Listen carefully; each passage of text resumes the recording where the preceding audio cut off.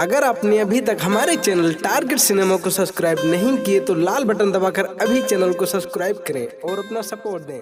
Thank you.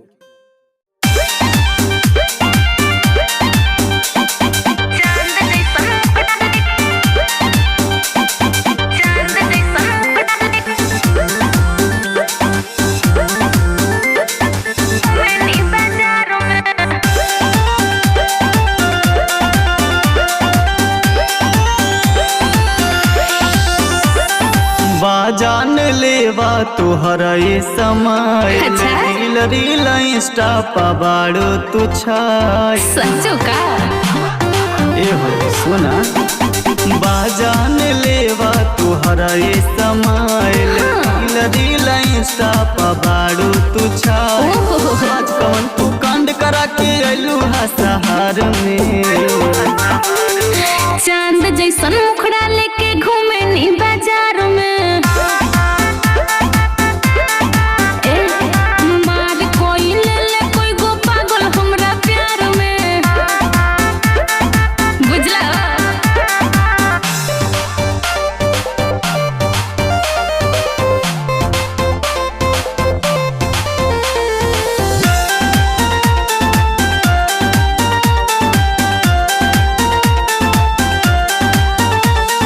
चलेलू मटकी के बजा के गोरी पायल। अच्छा? सीधा साधा लड़का के भी दिल हो जाला घायल।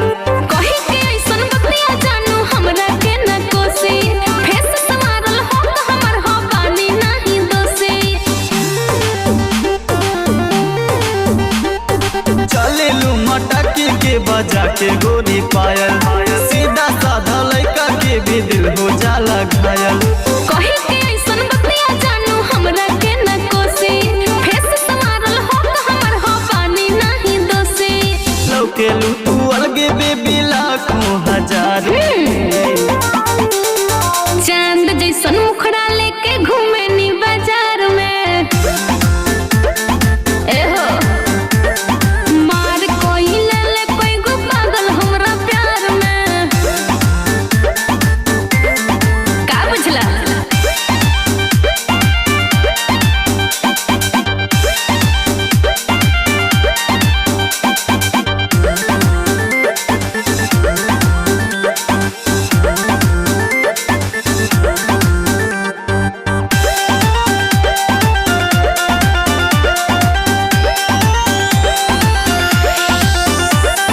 मेकअप का के चलेलू ये हो बेबी रोजीना। ओहो। काजल राघवानी रानी बनेलू कटरीना।